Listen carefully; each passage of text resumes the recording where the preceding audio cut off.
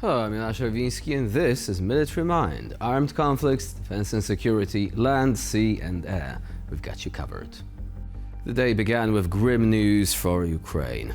Overnight, Russian forces launched 430 drones and 18 missiles across the country. President Volodymyr Zelensky said that the main strike targeted Kiev, leaving dozens of people wounded.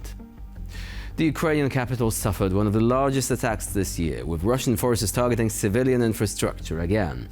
According to officials, 4 people were killed and 27 wounded. Police reported that around 30 residential buildings across the city were damaged, along with medical facilities, public transport, offices and vehicles. The Odessa region was also struck by Russian drones. One energy facility was damaged and 1 person was wounded.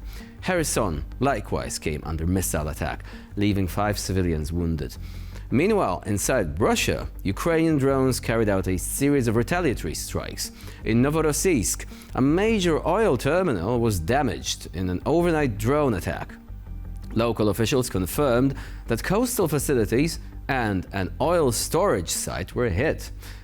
The Sheskrazis marine terminal, located in the area of the attack, is one of the largest oil loading complexes on Russia's Black Sea coast and serves as the endpoint of Transneft's export pipelines. It plays a strategic role in exporting Russian crude and petroleum products. In the port of Novorossiysk, debris from downed drones also damaged a civilian ship. According to Russian authorities, 3 crew members were wounded and hospitalized. Reports say that a total of 4 people were hurt in the attack. In Saratov, local media reported that a refinery was also hit by drones overnight. And now, we're moving on to the front line.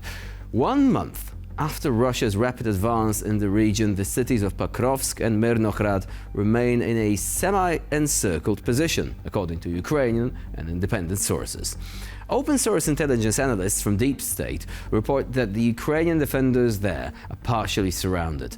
The distance between Russian-held red zones at the neck of the pocket is roughly 9 kilometers, while the depth of the pocket is about 12 kilometers.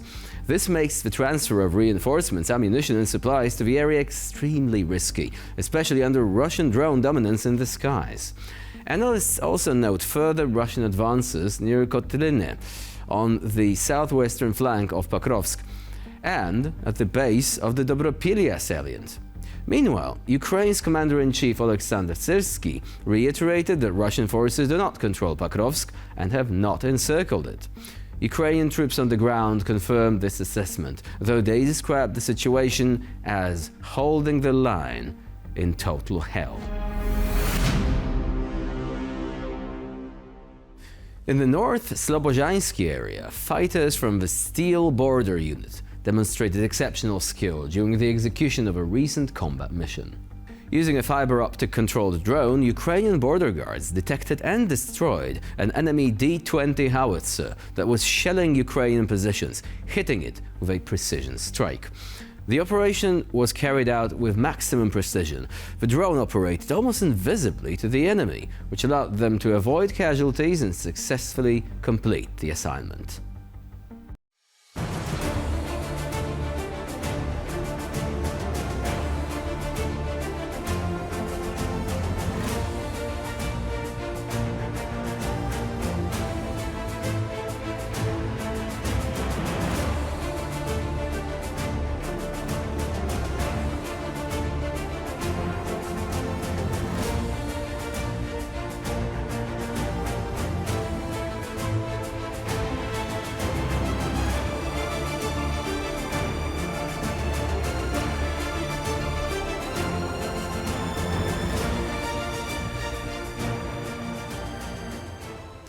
And of course, a quick reminder, fiber optic drones are significant because they can actually avoid electronic interference.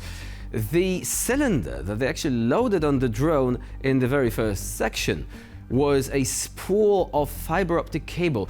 These can be kilometers long, and they are a veritable nightmare for defenders of any area.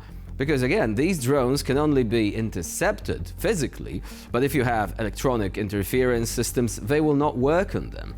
And this is why, of course, defending against these drones is a difficult challenge for both sides of the conflict. Now, moving on to our next story. In the Liman sector, during a nighttime mission, a group of Ukrainian Special Operations Forces operators conducted a coordinated sweep of enemy positions in the Frontline sector. The mission was accomplished successfully despite the limited time available for the task at hand. The seized communications equipment and documents have already been sent to intelligence for exploitation and adjusting future operations in the sector. This mission is an example of highly mobile operators at work, skillfully combining reconnaissance, rapid response, and precision execution of tasks, reducing Russia's combat capability while securing the area around Liman.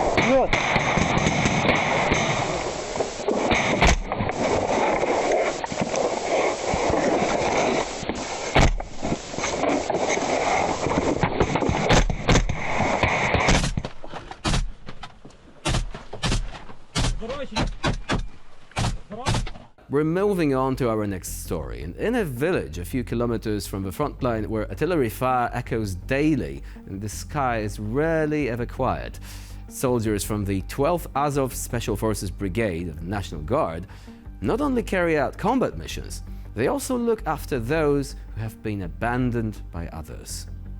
Amidst the ruins of courtyards, burned out walls and destroyed barns, soldiers find cats, dogs, and even birds that have survived the chaos of war. They say that domestic dogs are the most common finds, frightened, exhausted, and sometimes wounded. Soldiers often document their findings. Photos and videos are then sent to volunteers who help evacuate animals or find shelter for them in safer regions. Sometimes the owners are found through local chats, advertisements, or chance encounters. These reunions then become one of the most heartfelt moments on the front lines. Small acts of caring for animals show great humanity. While war takes lives and destroys everything it touches, these moments remind us that alongside combat vehicles and operational tasks, there is still room for kindness. And even in the darkest days of frontline villages, there are people who refuse to let this kindness die. Пошли. Идем, смотри. Ты свободен. Пошли. Собака. Идем. Даёшь, да? Опять, да, стрёмно туда пришли.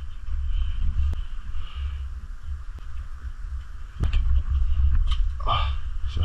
Вы нахуй сюда. Ай, ты хороший. Да, открывай. Ты посмотри, какой гаёсик.